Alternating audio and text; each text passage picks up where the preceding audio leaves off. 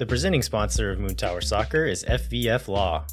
To find out what makes FVF a different kind of injury law firm, you can visit fvf.law.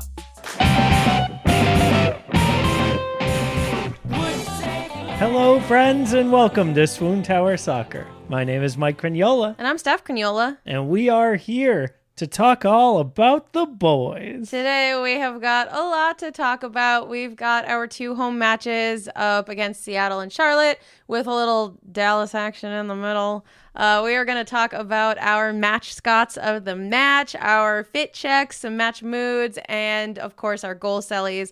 Wrapped up with our social media standouts and of course the man of my jersey. I have a very special announcement to make about that. Oh? Yeah, but I'm going to do it at the end of the episode, so you all have to listen. Oh, wow, what a good tease. Yeah, I know. That's pretty good. That. Okay, so I really want to jump right in with our dogs of this week because we had some good dogs. Oh, it's so true. We started off with Anya, who is an absolute angel. And let me tell you, when Anya was wheeled in on her wheelbarrow, I just fell in love.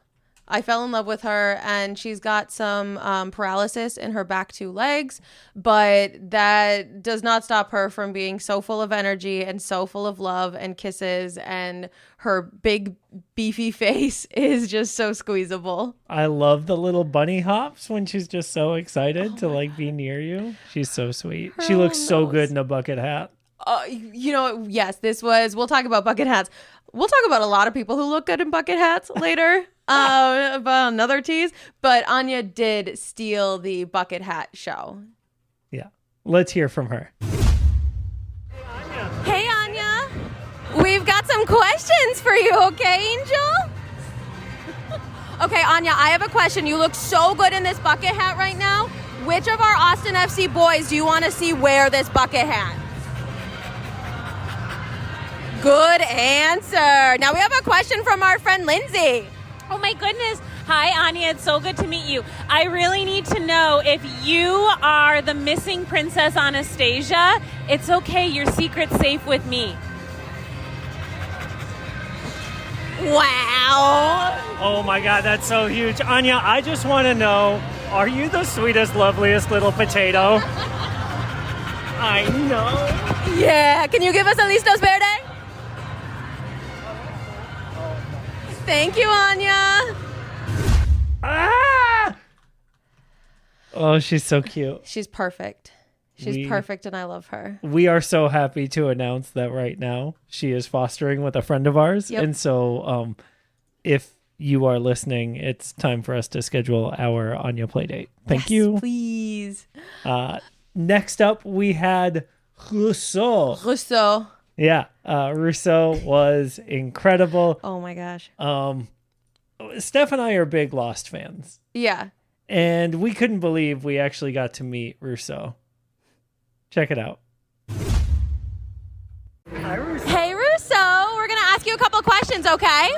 My first question is, how many goals do you think are going to be scored tonight? 4, 8, 15, 16, 23, or 42? Oh, good answer. Yeah. All right, Rousseau, I want to know. Parlez-vous français? Okay. Oui. That's good to know. I also want to know, how do you stay so healthy? Wow, I should try that. Yeah, our crew should take your advice. All right, Rousseau, can you give us a listos verde? Thank you. I just want to point out that Rousseau accurately predicted the amount of goals scored in that match. Yeah. I gave her how many? 4, 8, 15, 16, 23. I gave her 6 numbers and she picked the right one. Yeah, no, she was great. Pretty amazing. I cannot stress enough how perfect of a dog Rousseau is. And I know we say this every single week, but we would have adopted Rousseau on the spot if we could. Yeah. Her vibe, her energy is so good. She's just so relaxed. She's and so polite calm. And so beautiful. Oh my gosh. We love her. We love Anya. Please adopt these dogs just now. Yeah. Go get them. And then invite us over. That's right. As always, open invitation for us to hang out with any of the Matchscots that you have adopted. Yeah, if you're listening and you have adopted a Matchscot, we miss them. Yeah. Kenneth, where's Kenneth? Yeah, honestly, if you've got Kenneth in your house and you're not our friend yet, please fix that. Yeah, we're open to friendships based on dogs. All right. You ready to get into some of these matches? I'm ready to get into some fit checks. Well, yes, pre-match. That's right. I'm not warmed up yet, but I will be after these. All right, so we're starting with our match against Seattle, and I have to share with everyone what I just shared with Mike while we were prepping tonight. And we all know that Seba loves Louis Vuitton. We know, like, every single week he's in a Louis Vuitton outfit. Normally I'm confusing the LV with Los Verdes, but this week, no, this cursive script it's no cursive I've ever seen. I really thought it said Lil Julio, like Julito. She really did. I really did. And I was like, oh, it's so bold to put your boyfriend's name on your shirt. And I was so excited. Like Seba and Julio. And then especially, spoiler alert, the fight that happened in Dallas, like fighting for his man. Yeah, you went on a whole fanfic journey there, huh? I really did. It just says Vuitton. It just straight up says Louis Vuitton. Yeah. So. It's a good look, though. It is. I was having a hard time at first because I couldn't decide if this was more of a baseball shirt or a bowling shirt. Baseball, I think. I have settled on bowling. Ooh. Yeah. Listeners, we would love for you to split this tie here. You know what does look like a bowling shirt? What's that? Brad's shirt. Brad's reminds me, and I don't know why, Brad's reminds me of an old-timey barber. Okay, I can see it. I like it. I want to straight up say I like it. It's colorful. Yeah, it's fun. It's fun. He reminds me of a guy that, like, when I was, a little boy, I would walk into the barber and say, give me a regular boy's haircut. And I feel like a lot of barbers also are bowlers. Yeah. So we're saying the same thing. Yeah, we're sensing a theme here throughout these. The rest of them don't match that theme. No, we got a lot of black t-shirts. We got a lot of hoodies. Again, Heinz Ike looks like he pulled from either of our closets. Yeah. This man has a relatable wardrobe, let me tell you. Yeah. Pro athletes. They're just like us. Just like us. Honestly, though, I think this is the perfect transition to the Frisco away trip. Yeah, normally we don't talk about away trip match fits because they all have to wear Austin FC gear and they're all pretty much wearing the same variation. But I do think we should focus a little bit more on the styling because we had some style moments this trip. First of all, Steph, you're talking let off. You're just talking about bucket hats. Yes. No, but also Seba's wearing a hat and Valencia's wearing a hat. Brad's got some sunglasses on and a sweatshirt in 105,000 degree heat. He's so cool. He needs to stay warm. It's true. It's true. I bet that bus is frigid. But no, I do want to talk about Julio Cascante winking at the camera wearing a bucket hat. Carrying his little Panera bag, his little toiletry bag, his little duffel bag. This is a look and I love it. Yeah. Also, I think the Johan Valencia white bucket hat to match the white t-shirt is a sharp choice. Yeah. Yeah. Johan Valencia can get away with wearing pretty much anything. So yeah, I like it. I like everyone. Owen, this picture does not do him many favors because it does look like he's walking down a high school hallway with really his does. backpack on and like the doors lining the hall. Like this could not be more high school English department. Yeah. Which makes the Matt Hedges picture before it a lot like, here's a man who has just been told he has to go like oversee detention. Like, yeah, I can't, he's a gym teacher. Yeah. Absolutely. Yeah, I can't understand Sorry, why a he's history teacher. Wow. I can't understand why he's so upset. Because he's a high school history teacher. Wow. Shots fired at the history department. I love y'all in the history department, but you are the most likely to be coaches. It's just science because the science teachers are not coaching. There you go. Okay, let's go to our Charlotte fit checks.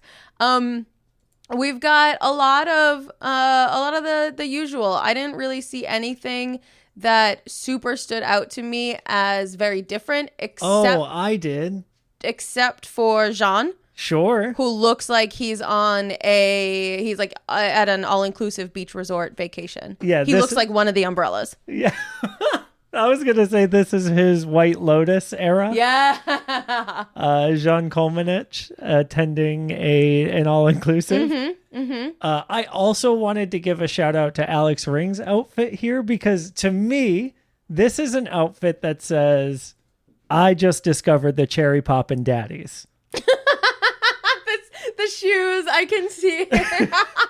They do have a like spat-like look. Yeah, and like the unbuttonedness of the black short sleeve button Also up. that it looks like his hair is like slicked back. Yeah, it's yeah. like a greaser. Yeah.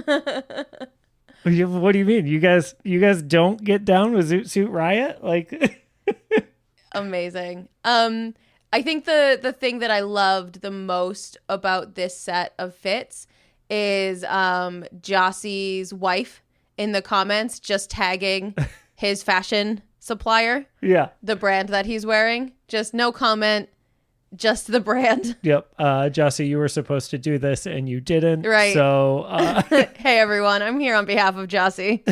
fine, I'll do your work for you. But he looks good. He looks great. Yeah. It fits perfect. So at Paige, Yeah. nice work. Also, I think Hader borrowed this shirt from Alex's new neo swing movement collection. But made it look so much cooler. So much cooler. Also, his daughter is so cute Oh in my this picture. goodness. So cute. The little bows in her hair, or flowers, or whatever they are. Yeah. So cute. We had some great fashion moments. I feel like summer brings out the best in our boys. Oh, for sure. They are really letting themselves be playful. Yep. A lot of round sunglasses again. Mm-hmm. And again, a bucket hat, which transitions us into our Match Moods segment because we're starting off with Seattle with the free bucket hat giveaway. I am not like a giveaway person, mostly because I don't like carrying things.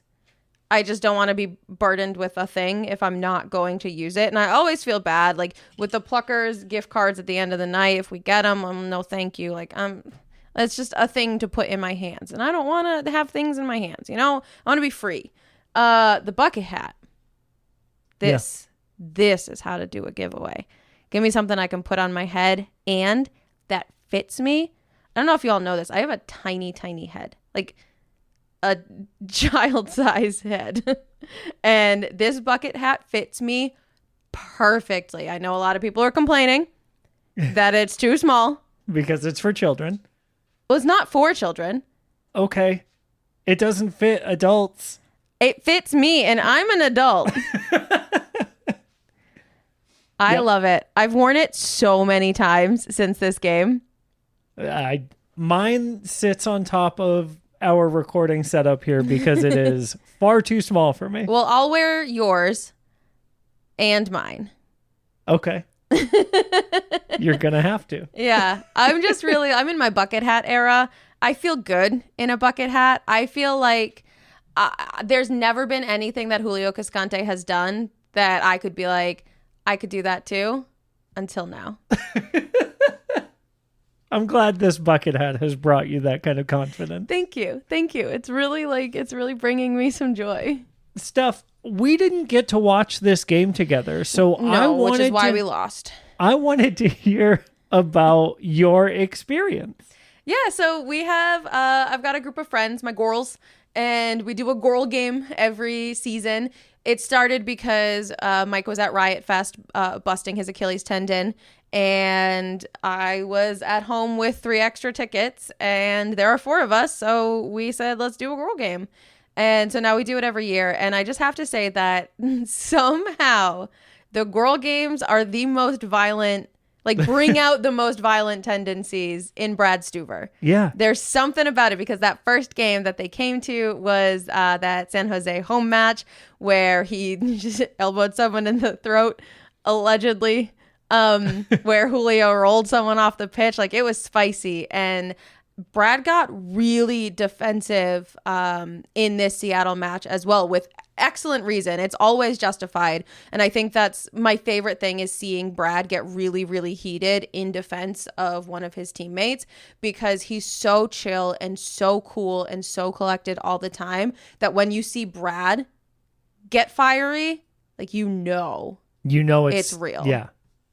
Yeah. And so where did you watch the game from? Yeah. So I watched the game with our friend Aggie from the Fighting Leslie's Drinking Club in the unofficial FLDC block. Okay. What I learned about that section is that it is a general admission 3 rows of like 8 seats. So it's like the supporter section, but seats. Mini. And that's so cool.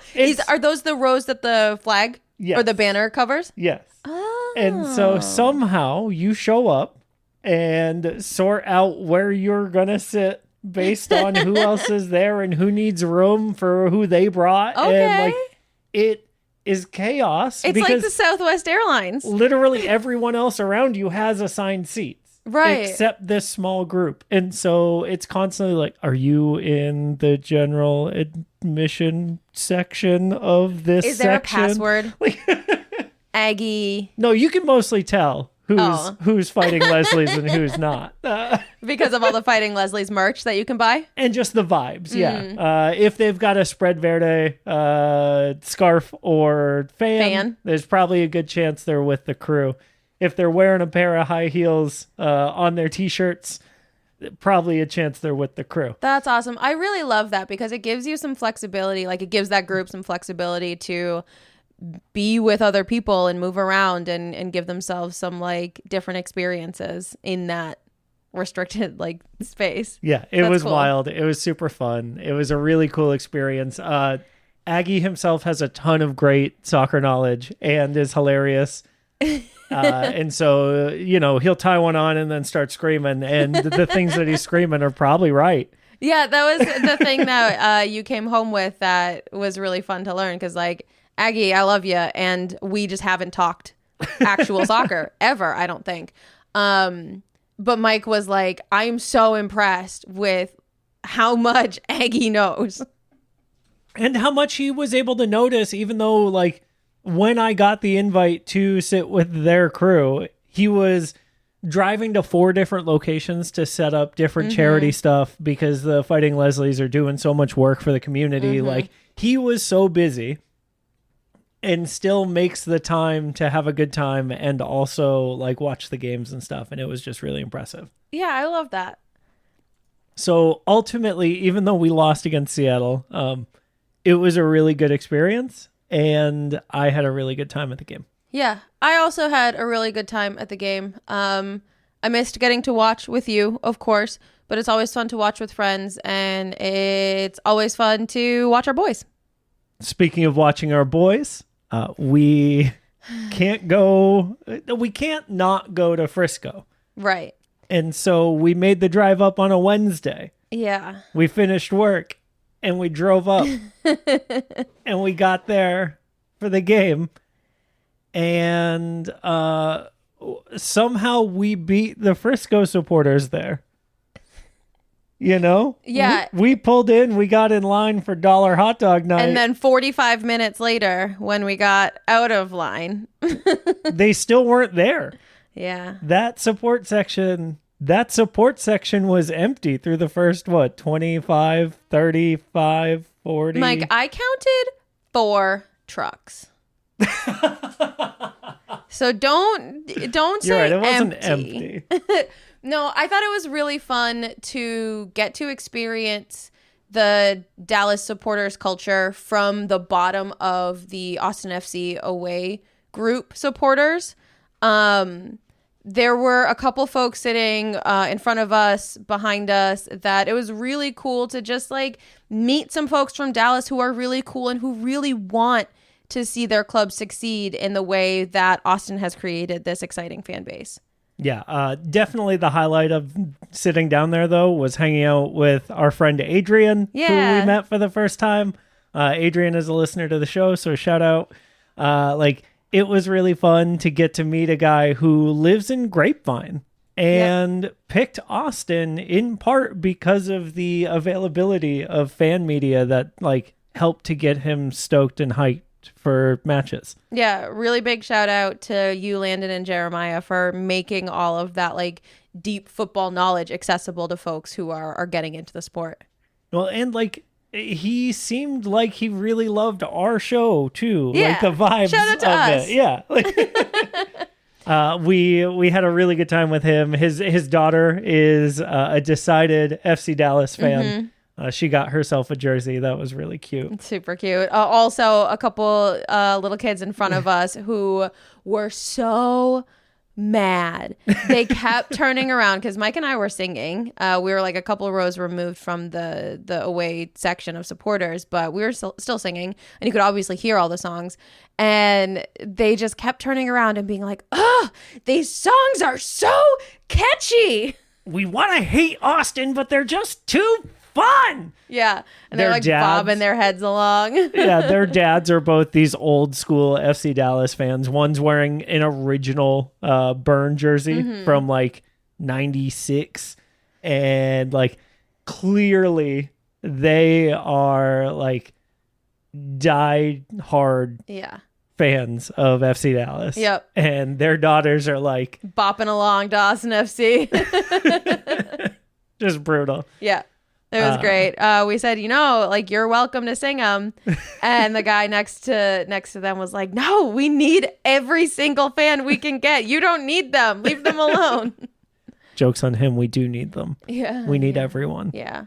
But it was great to make those connections, especially in a game where emotions were high. Yeah. And things were FC were Dallas. They were coming after us, and they apparently really wanted this Copa. Mm-hmm. And they took it from us. Yes, they did. I think my favorite part of the match, even though it was in that very stressful 10-15 minutes where we were figuring out some red cards, was Julio walking back out onto the pitch, the ref having to say the words "mistaken identity" out loud to a whole stadium, and then Julio just storming back into the field like he's walking into a WWE match. Yeah, it was very Undertaker-y. Yeah, right? there was smoke, there was music happening from somewhere, the drums behind us. It was really nice. Yeah, I do want to get your take on what happened in that scuffle. Yeah, so, I've watched it a lot. Yeah. Peter Musa goes for the penalty kick. It is saved. They have to retake it because Brad was apparently off his line. They score it, and then Peter Musa starts screaming at Julio, and Nkosi Tafari starts mocking Julio super close to him. Mm-hmm. And I think that's honestly, I think if it had come from Musa himself, because I think there were some words exchanged before the penalties were happening, I think it would have been less of an issue for me. But the fact that it was such targeted in your face-ism, I don't know. Yeah. It's not bullying. It's I don't know I don't have the right words for it, but it was so clearly an attack at Julio. And removing myself from Julio being my favorite player. That kind of sportsmanship just doesn't sit super right with me. In a really spicy cup match, right? Everyone wanted it. Everyone was going for it. Brad had just saved a penalty, and then Dallas scored on the retake. And so they're up, they're winning. And I always feel celebrate your wins. Don't taunt losses. That to me is like a really clear sportsmanship line. Celebrate yourself. Like, look at your teammate. If you want to do your teammate celebration, because let's be honest, it's a good one. Peter Moose's goal, Celly the Moose ears. Yeah. Oh, it's good. Yeah. That's a like 9 out of 10 Celly. It's personal. It's creative. It's consistent. People can do it. They can join in. You can get the whole crowd doing it, but not as a taunt and not against the team that went down. That's the thing for me. But that's for fans too. Sure. Celebrate your wins. Don't taunt other losses. Yeah. And so our captain. So I would have thrown a punch too, is what I'm saying. Great. I've never punched anyone in my life, but I would have. That was going to be my question. Is like the captain basically has to respond at that point, yes. Right? Like that's the captain's job, is to step in and like represent his team and like do something. So I wanted to, ask you about this because it's something, the idea, I've never done team sports. Y'all know that. I've only done solo sports. I have been, captain, my only captain forever. And so coming from someone who has had experience in team sports, what is the difference? And I have some ideas, but I want to hear from you. What's the difference between a good leader and a good captain? Yeah, I think this is really tough, right? Because the captain should be, in my experience with team sports, right, it should be the person that goes in and sets the example and leads from the front, but also who makes sure that nobody is left behind and nobody is like being left out to dry. And so like it is definitely, in my opinion, the captain's job to step in there. I don't think it's the captain's job to throw a punch. I don't really think it's anyone's, that. But like, I get wanting to push someone away. Mm-hmm. And I get from the other side of that, when you are pushed, going down to try to get that red card. Yes. Like, I think everybody did mostly what they were supposed to. I would have liked to have seen it happen a little bit faster. And I think I would have liked to see Julio like a little bit more measured than punching poor Danny. And I thought it was funny because like we love Danny on this show. Obviously, we've talked a lot about how much we love Danny and his unrestrained personality. And I thought it was so. We talked a lot about at the beginning of the season that he's in a place where he has to start growing up, right? And he really, really showed that. He was trying to calm Julio down. He was so measured and level-headed. And when it was clear to him that he wasn't going to be able to control the situation, he walked away. Yep. And pulled himself out of it. Oh, I was so proud. It was like a parent moment, right? Like watching him walk away from this showed so much growth. Yeah. And then seeing Brad come in and Brad being the only person that Julio listened to. Like, and I can see, so for me, this like leader versus captain, I think that Julio and Brad to me have always been the standout leader / captain vibes to me. I think that Seba seems to me a good leader. Alex Ring seems to me a good captain, but not the other. Because, like, I think that that Alex as a captain to advocate for his players is really strong. I don't necessarily think, and obviously I've never been in the locker room. Like, if you all want to invite me, I'll go. But I've never been there. Oh, no, twist my arm. Oh, no. I don't know. Like, this isn't science, right? But, like, he seems like a great captain, but not someone who is... not someone who you want to emulate. Seba is someone who you want to emulate, but doesn't have the skill or, ability to advocate for his teammates in the same way that a Brad or a Julio can do both. Sure. That's interesting. Yeah. Yeah. And like, again, I don't have any experience to back that up, but that's my like kind of gut feeling on the difference between those. Yeah. And I think having come from a background of team sports, it doesn't really matter ultimately, as long as those roles are filled by someone on the team. Sure. Unless there is a contractual element to that. right? At a pro level, if someone gets more money for being a captain or something, like Right. that's a different conversation. Do they? But I don't know. Oh, like a bonus? Like a teacher team lead gets like $0 extra? Yeah, it's like a stipend, maybe. I don't know. You know, who knows? Yeah, who knows? All right. Well, I just thought that was a conversation I wanted to have, and I think we'll be seeing some residual effects of that through the rest of the season and definitely into next season. But Yeah, for sure. yeah, Especially because there's been a lot of talk that the MLS wants to adopt the rules from the Euros and from the Olympics, where only the captain can talk to the refs. Right. Which will change a lot of captain choices. Yeah. Right. So Yeah. it'll be interesting to see what happens, because at that point it's really hard to make your goalkeeper your captain. I know. If they're the only person on the field that can talk to the ref. Yeah. And I wonder if Brad is almost too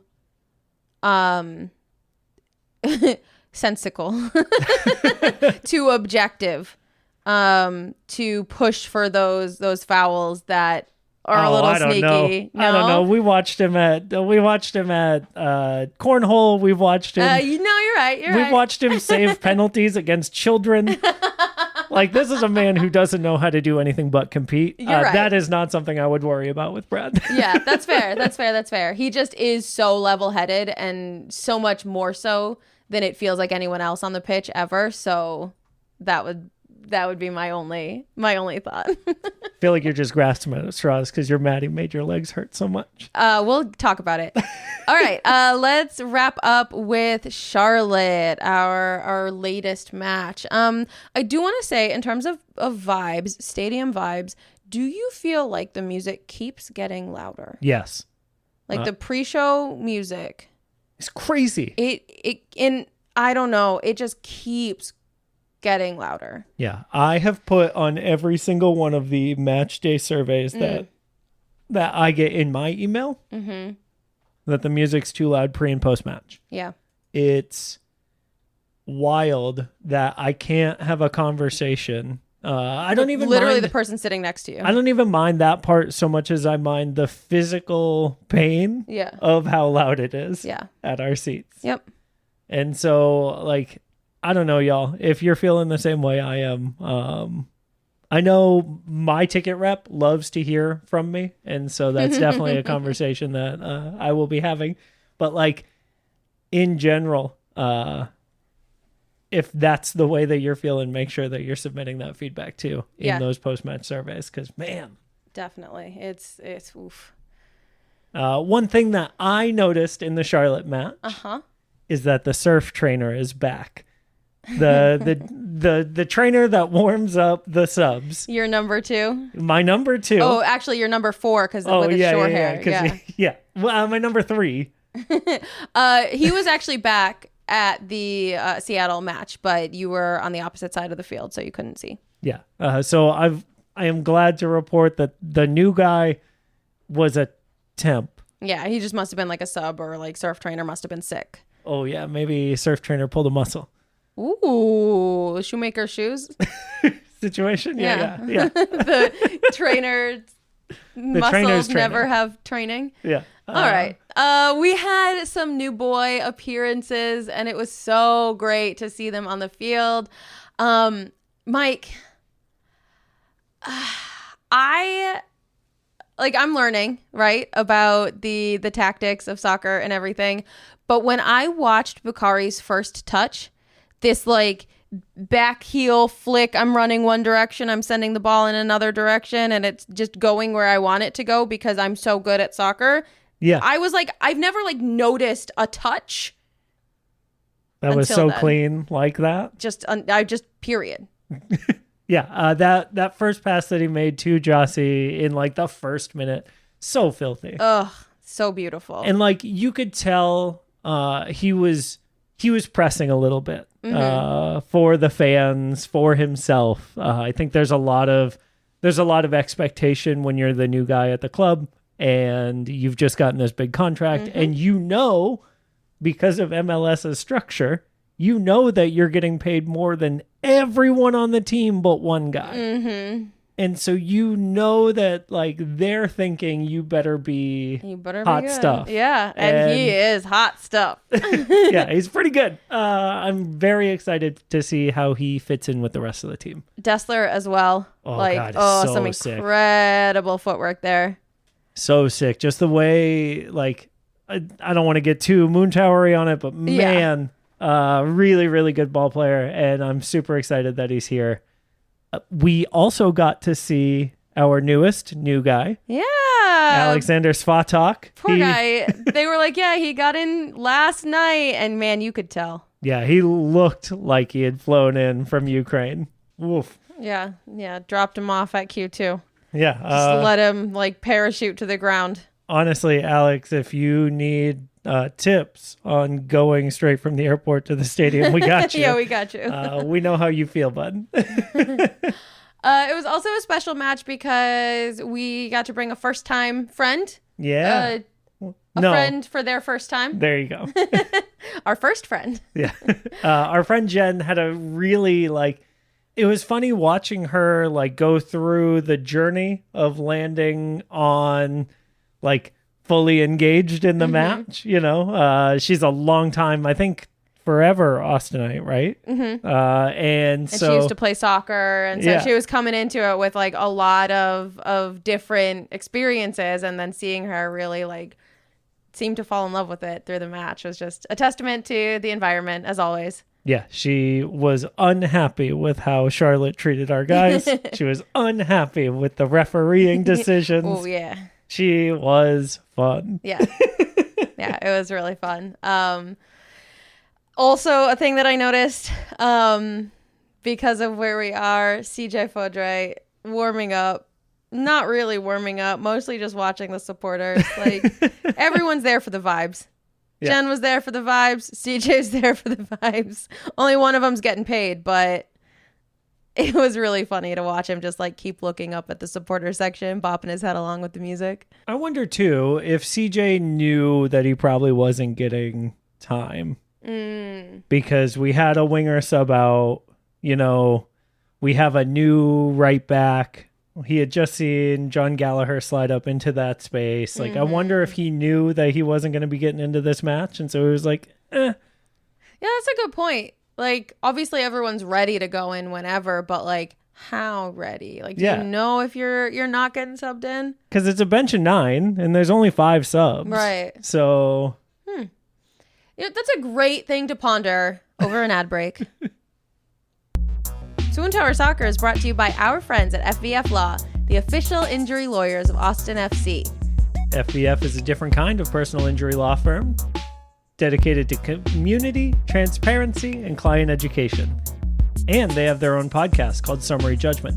Check it out wherever you get your podcasts. You can go to fvf.law to find out what makes FVF a different kind of injury law firm and why understanding your legal options can dramatically change the outcome of a case. Our premier sponsor is McGuire Woods Consulting, helping clients in the public affairs space from lobbying at the local, statewide, and federal levels to digital and communications campaigns across the country. McGuire Woods Consulting has offices in 10 MLS cities, but only advertises on this podcast because it's the rightful home of what should be the 3-time reigning Copa Tejas champions, except that we were rudely stolen from us by a collaboration between FC Dallas and the league front office and the referees to take away. Contact our friends at McGuire Woods Consulting at www.mwcllc.com for more information on McGuire Woods Consulting, not on Copa Tejas. But if you want to talk about Copa Tejas, and once again, that's mwcllc.com. All right, we're back. We do, despite some recent explosions of anger, we do have some Cellys to talk about. Look, before we get into the Celly ratings, I just want to know, can Osman Bukhari do a backflip? Yes. Can he really? Yep. Do you know this? Or your face says you're just making it up. Your face still doesn't tell me that's true. I've decided. Okay. All right. Celly ratings, not backflips yet. Soon. We had one goal in Dallas. It was Jossie. Jossie's having a good run. It's almost like when they pass him the ball, He scores. He can score. Yeah. He did his normal little arms up, kissing to God, a little hoppity hoop pump. Yeah, it's a 6. Yeah. I'll agree with a 6. Actually, I think it was a little bit better than a 6 because he does it at the opponent's supporter section. And when they do it to us, I really hate it. When we do it to them, I really love it. And so I'm going to give it a 7.5. Okay. All right. I'm still going to go with a 6. That's fine. Yeah. And then we had 2 goals against Charlotte. Alex Ring. This was a really strange goal celebration to me. He just kind of like walked aggressively along the north end looking in the crowd like he was looking for someone. And then he like ended up pointing at the stands and smiling. He didn't do his little telephone ringling. I don't know. It was a weird one. I'm going to go with a 6 for this too. I was so busy watching Danny and Hader celebrate with each other. That was an 8 out of 10. Yeah, that was so cute. Hader jumps fully into Danny's arms as he's standing on the end line. And like, that was adorable as all get out. And then when Alex and Danny finally connected, there was like this long distance point situation where they both ran to each other and gave each other a hug. So to me, that's a 7.5, maybe an 8. It was so cute. Yeah, and it really just like begs the question of like, how long can we wait? Like, are we judging the immediate? Are we judging Seba waiting for his baby to be passed down like Simba from the stands? Or are we like letting them clearly finish the celebration before making our judgment? Yeah, I think ultimately it's judge's discretion. Okay. And then we did have John Gallagher goal. Very exciting. He did his finger to his head point thing, but he did it while he was running. It was like a very frenzied kind of celebration. Yeah, he wanted to show, first off, I'm still fast. And second off, here's my goal celebration. And third off, let's score another point. Yeah. Exactly. I'll give it a 7. Yeah, this feels like a 7. I was very excited about the goal, but the celebration, 7. Yeah. All right. Into our social media standouts. And I've been waiting to talk about this for 24 whole hours. Yeah. It is Thursday night, and this happened, I think, last night? Maybe Tuesday. Yeah. I've been like, when can we record Swoontower? Because we've got to talk about Guillermo Biru's Instagram. Dude, so the number of times I saw a woman that is not Guillermo Biru. Every time I opened Instagram, every single she popped time up at the top. Every single time, her face, a weird face, like she was always making like not serious faces. Yeah. It was the weirdest hacked Instagram of all time. Hackeado. We all learned the Portuguese word for hacked, which I think is like a learning experience for all. He learned not to click on random Zoom links from Instagram DMs pretending to be football managers. Sure. That's what that was. And we all learned the word for hacked in Portuguese. For those of you who aren't on social media or Instagram specifically, Guillermo Biru's Instagram got hacked. All of his photos were deleted and replaced with this lady. And making crazy faces. There's one where she's licking the floor. Like there are multiple where she's giving the finger to the camera. Like the whole vibe is insane. All of them were like repeated. There were like only 4 pictures, but there were like 3 or 4 copies of each, and they just kept popping up first on my feed. And oh gosh, it made me laugh trip every single time. It was a joy. I opened Instagram just to giggle. And it worked. And so today he did get his account back, and he posted a story like shortly before we recorded this, which was good fun for us.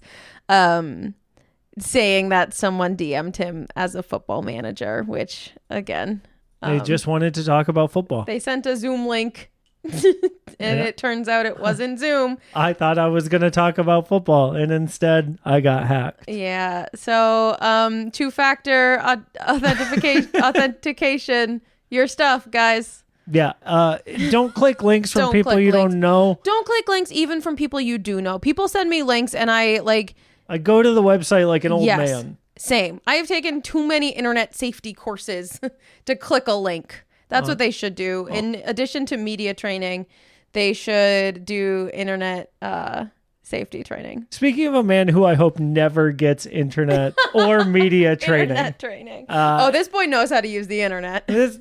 We got Danny Pereira's birthday was over the past couple of weeks, and the boys at Austin FC participate in what I like to call emotions are hard, let's hit each other.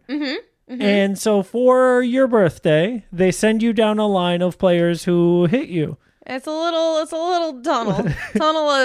tunnel of we can't show love because we're dumb boys. Yeah. So we're going to hit you because we love you. And gosh, did Danny get walloped. Yeah. I've never seen so many hits for poor Danny. Sweet Danny. The Polaroid the picture that they posted of him, like Austin FC's official count for his birthday, it is so Danny. Oh my gosh, crazy. There's nothing more Danny, except something that we'll get to in a little bit, which was even more Danny somehow. Gosh bless Danny Pereira. Yeah, he's the best. We love Danny. Happy birthday. It was also Jimmy's birthday. It was time? Jimmy time. That's right. Yeah. Yeah, On Danny the trying to same get all the day. attention. Jimmy time on Danny's birthday. Crazy. Yeah, amazing. So, happy birthday. Speaking of the tunnel of punches, Alexander Svatok also got a tunnel of punches. I mean, he got a tunnel. It was a still picture. We didn't get a video, but it did not look like they were doing as much punching. I would not be interested in punching that man. There's just something about Svatok that, like, he seems pretty intense. Yeah, getting to watch him during Euros was so cool and also so intimidating. Yeah. I have seen it going around that maybe a lot of those, Chuck Norris memes may be applicable to Alexander Svatok. Like, Svatok doesn't sleep, he waits, Oh, that's great. That's great. I can't wait for him to start playing. And so, with yeah, Julio. I'm just super excited. Yeah, sure. I'm just Next super to excited. I'm super excited about Alex Svatok being here. I also am excited that he looks exactly like Alan Tudyk. Yes. Yeah. He really does. It's insane. We love Alan Tudyk in this house. And we love Alex Svatok in this house. Yeah. Another thing that we hate but did anyway for a good cause is exercise.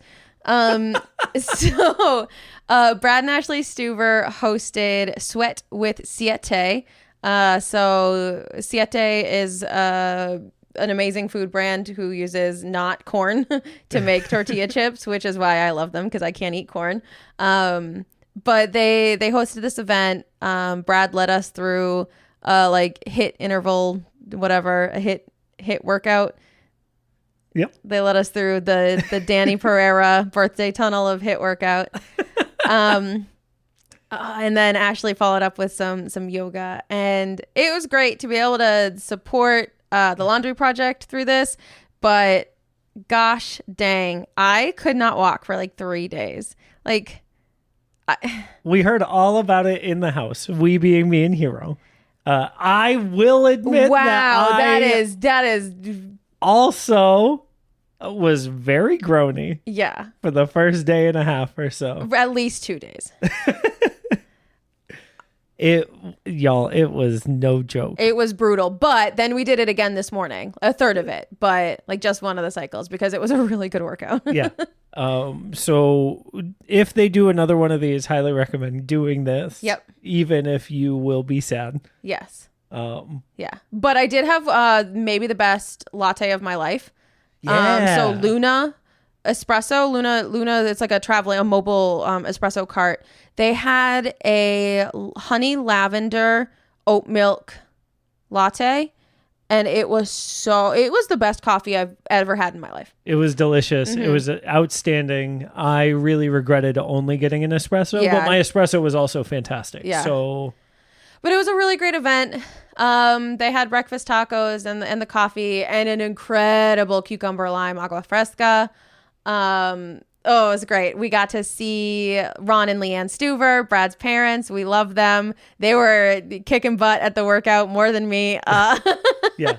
They I were got killing to- it. I think we played it cool in front of Jessica Luther, renowned author. Yep. And podcast celebrity, Yeah. who was just on the Queers United International Football podcast, Queef Pod. Yeah. If you don't listen to that, you should be. Those girls do incredible work, and I have learned so much about NWSL just from listening to it. So Yeah, they're killing it. it was a really great morning filled with like a ton of Swoontower celebrities. Yes.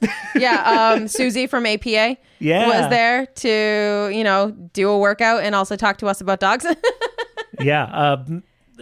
Just a really great community vibe. Yes, it was really fun, even though it was really hard and sweaty. I don't like sweating.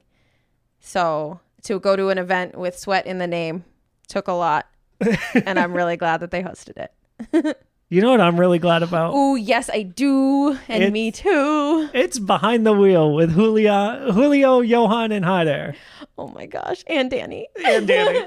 This is the best video that Austin FC. We've been talking, me and Mike and some friends, about, missing some of the content, the Swoontower style content that we had gotten in the past couple of years. And we haven't really been getting a lot of it. And I get it. Tensions are high, and when we're not winning, it's harder to do the fluff pieces like this. But I would argue that it's more important to keep doing the fluff pieces like that to remind everyone that these are regular human boys.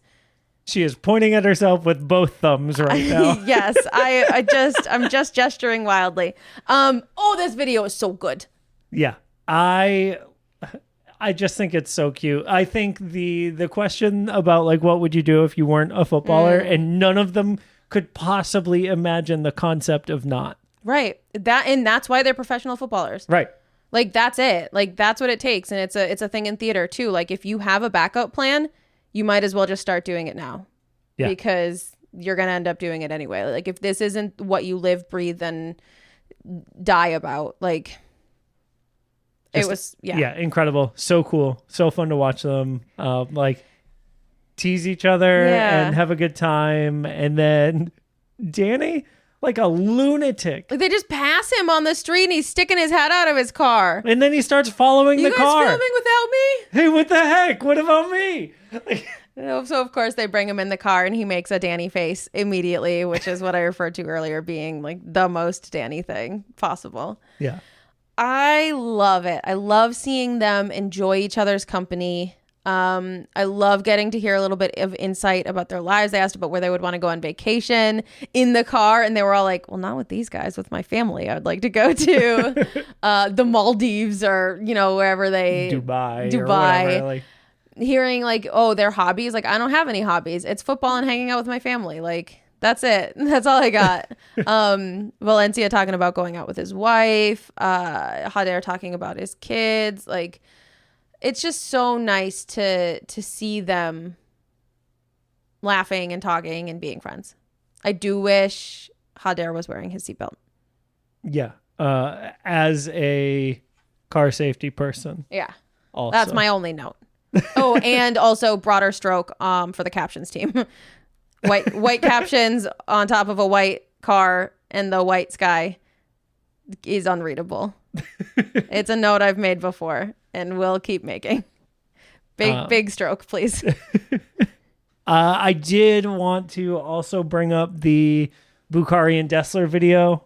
Our brand new boys getting a real quick media hit to show kind of who they are as people. How did you feel about your debut match? Yeah. Dessler talking about watching other matches and just like his body like vibrating to get onto the field to play. Yep. So cool. Yeah. They clearly both were like itching to get out there. And I did think it was interesting that both of them kind of acknowledged, or at least Bukhari, Dessler maybe less explicitly, like he was not ready for a whole match. Yeah. He was like excited to get out there and ready to get out there, but like he knew where he was at. Yeah, needs a little more time. I did like that he's like, oh, I don't get into trouble. I only cause trouble on the pitch. Oh my God. And then he made that magic comment in a press conference. Yep. Ugh. He's great. He's great. We love him. Yeah. I'm all in on Osman Bukhari. Yes. All right, Steph, we got to talk about it. All right, Mike. We got to talk about Leagues Cup. Okay. So for folks who may not know, Leagues Cup is coming up on the day this podcast releases on Friday, and then again on Tuesday. And we will be playing Liga MX teams at Q2, separate from the MLS regular season, as an additional cup competition, leading to kind of a lot of schedule concerns for the league, because they take a whole month off from playing in the league to be able to support this cup. Don't I know it? It's why I'm never going to get my twins' birthday game with Ethan Finley. Well, that's why I'm mad about it. Maybe not never. If we advance, there's a chance. Oh, is that true? Yeah. Oh, well then, yeah, we're advancing, and I'm going to get my birthday match. Because they're Tuesdays, right? They're all over the place. Scheduling is crazy for Leagues Cup. But okay, well, our birthday is on a Tuesday this year, so that's what I want for my. You asked me what I wanted for my birthday. I want Ethan Finley to play in the Leagues Cup game. You want to go to Q2 with your friends? Yes. Yeah. My friend's Ethan Finley. And so there is a lot of chatter across the MLS fandom about the way that the league handled Open Cup participation this year, which is a 110-year-old competition where anyone in any level of the soccer pyramid has the chance to become the U.S. Open Cup champion. And MLS decided to send second teams to Open Cup this year because, citing the reason of schedule congestion, which was something that was created because of Leagues Cup. Because of that, a bunch of supporters groups across the nation have decided to boycott Leagues Cup.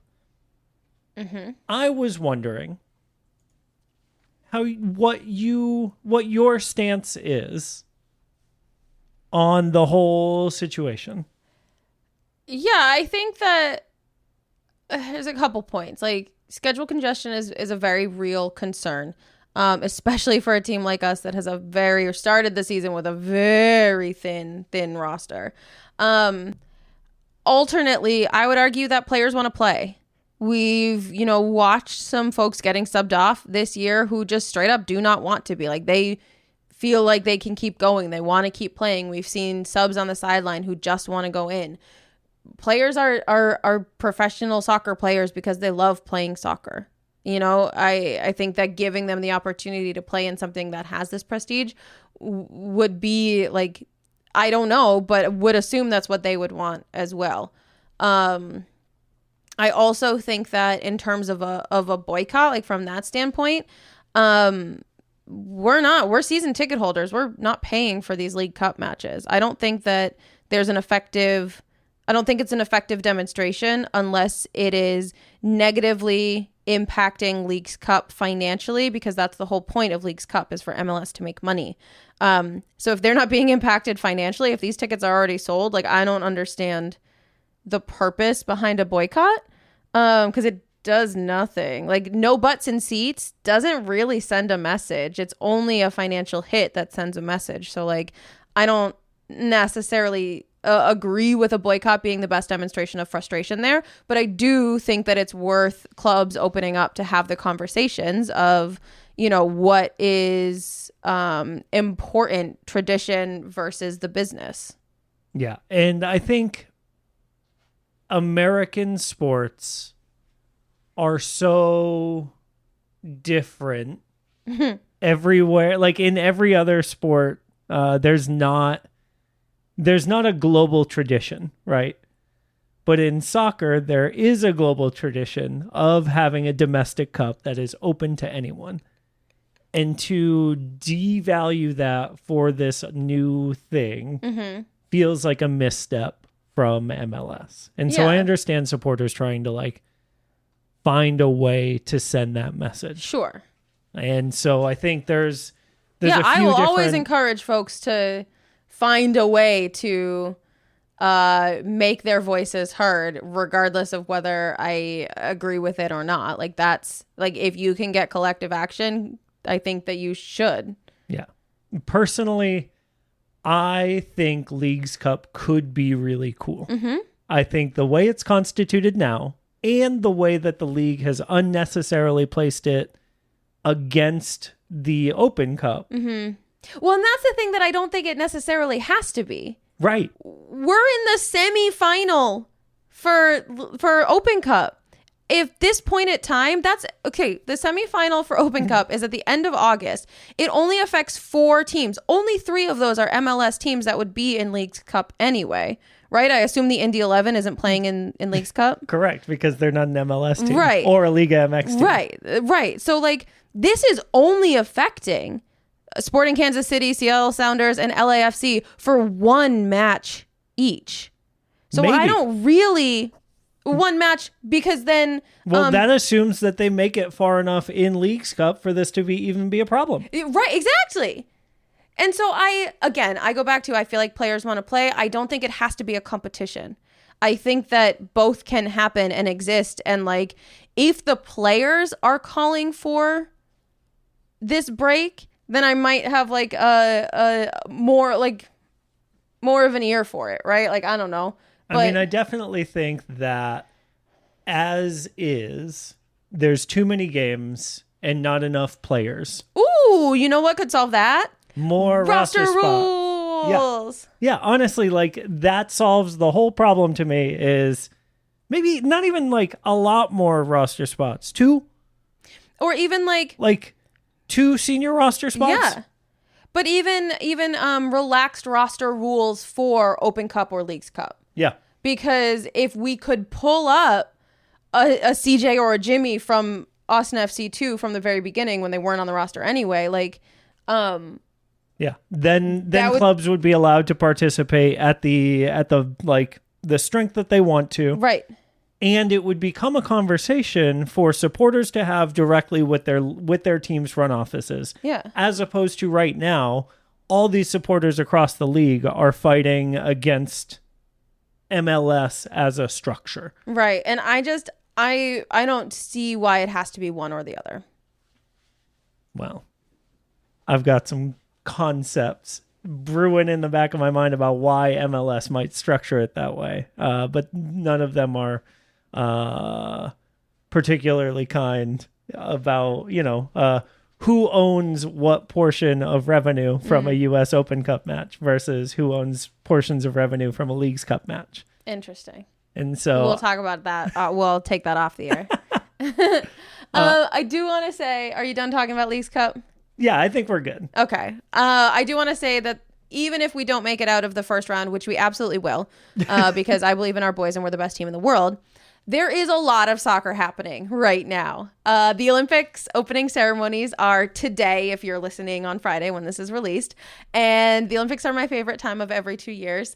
It's so exciting. We have so much incredible soccer happening. We also, in this house specifically, have our own tournament. It's our House Cup. We've talked about it before in this show, I believe. But basically we do brackets, and whoever wins the bracket gets our little House Cup trophy. Who's the Mike? Who's the current holder of the House Cup trophy right now? It's you. Oh, that's right. It's me. Yeah, but you've only got 20 days with that cup. So I mean, you better be enjoying every single one of these. Don't worry, I am.